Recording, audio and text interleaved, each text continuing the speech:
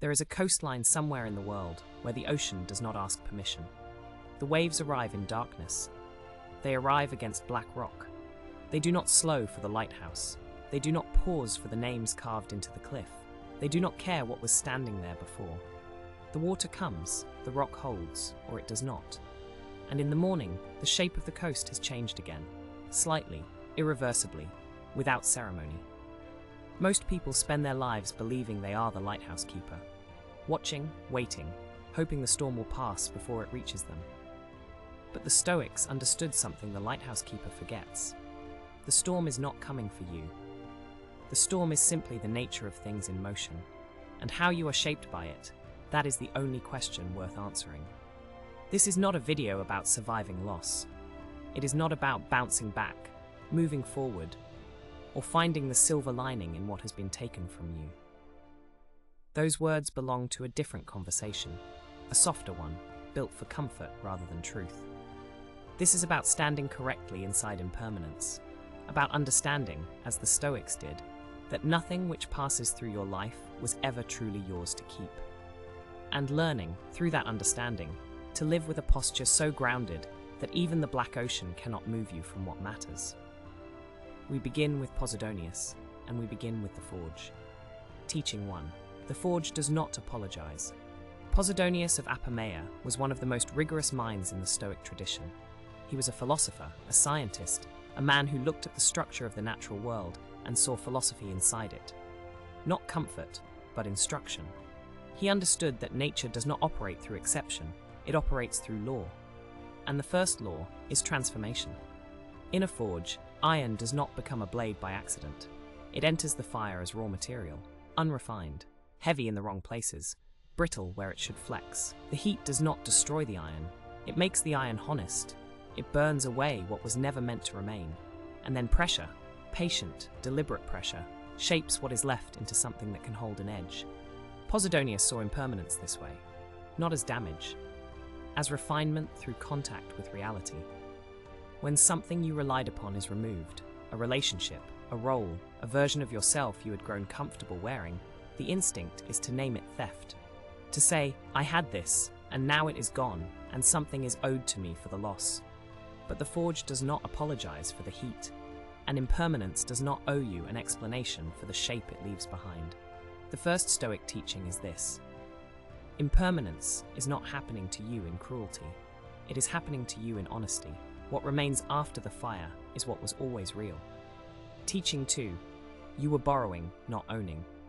Marcus Aurelius wrote in his private journals, not for publication, not for applause, that everything we call possession is, in truth, alone. The people we love, the positions we hold, the body we inhabit, the time we believe is ours. None of it was issued to us permanently. All of it arrived on terms we did not read carefully enough. This is not pessimism. Misread, it sounds bleak. Read correctly, it is one of the most liberating sentences in philosophy. If you borrowed something from a trusted source and it was recalled, not taken by a thief, not stolen in the night, but simply recalled by the nature of things, you would not spend years furious at the one who lent it. You would understand the transaction. You received the use of something extraordinary, and then the term ended. In modern life, we are not taught this. We are taught possession. We are taught that love, once given, is a permanent acquisition, that a career built over years is a permanent structure, that the people who stay longest have somehow made a contract with permanence itself. And so when impermanence arrives, as it always does, without announcement, we experience it as a violation of something that was never actually promised. Epictetus, who lost his freedom as a young man and never spent a day pretending that was not true, understood the transaction completely. He said, in the language of a man who owned almost nothing and disturbed almost no one, that the wise person does not grieve over what has been returned, but examines what they made of it while it was in their hands. What did you make of it while it was in your hands? That question is not unkind.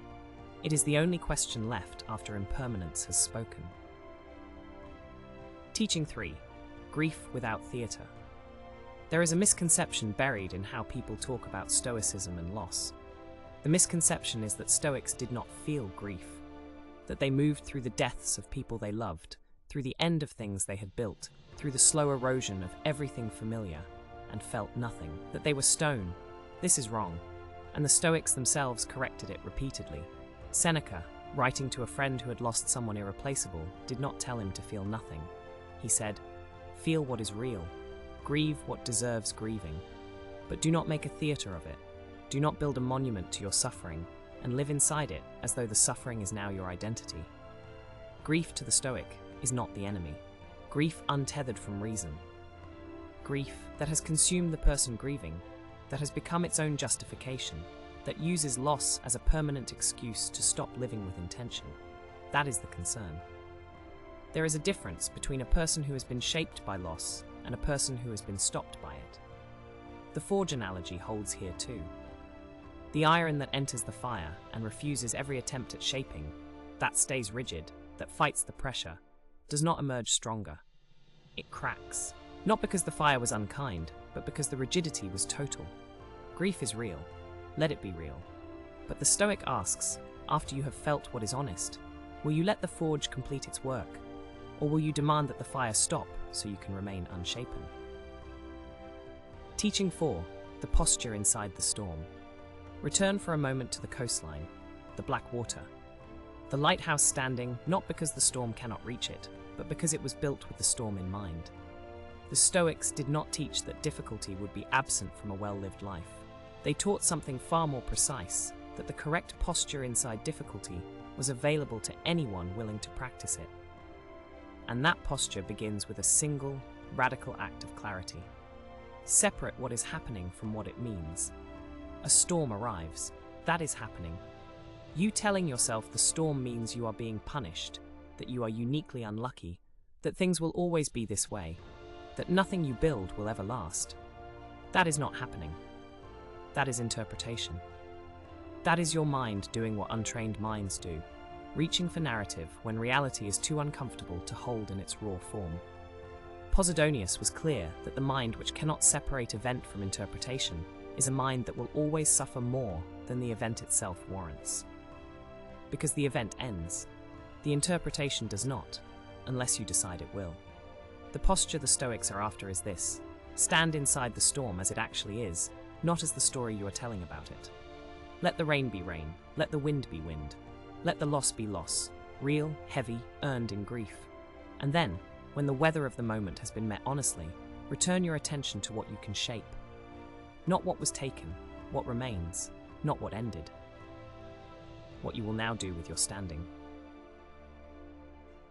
Teaching 5. What impermanence leaves behind.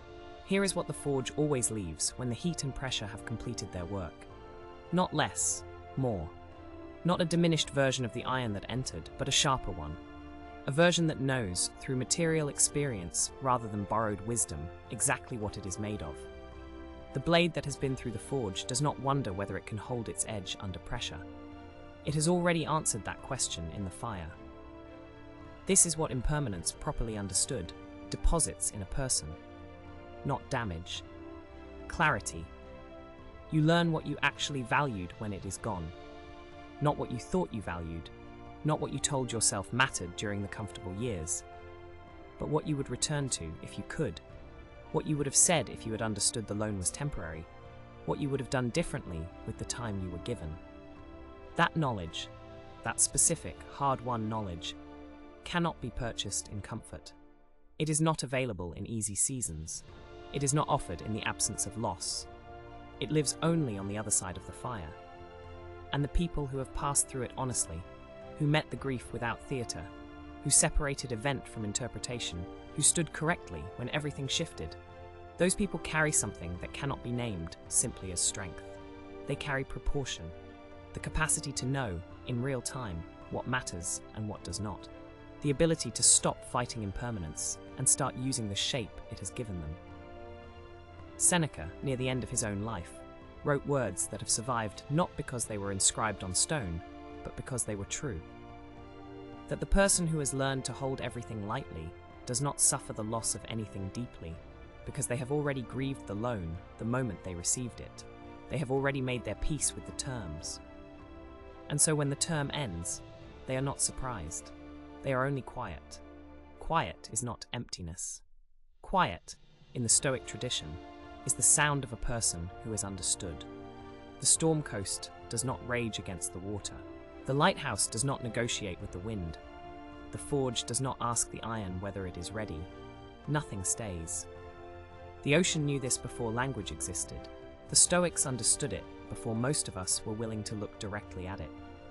And you, standing now inside whatever is shifting in your life, whatever is cooling from what it was, whatever is no longer returning your calls or keeping its shape, you already know it too. You have always known it. You simply needed permission to stop pretending otherwise. So stand correctly, not perfectly, not without weight, not without the honest acknowledgement that this is difficult and the fire is hot and the pressure is real. Stand correctly, meaning do not run from the heat. Do not add interpretation to the event until it becomes heavier than it actually is. Do not confuse the lone ending with your value ending. Do not mistake the forge for a punishment. It is not a punishment. It is the process by which what is real in you is separated from what was always temporary. The lighthouse holds not because the storm stops. It holds because it was built for exactly this. So were you. If this moved you, comment the Citadel holds below. It is our sign that you carry the philosophy with you. Subscribe and I will see you in the next one.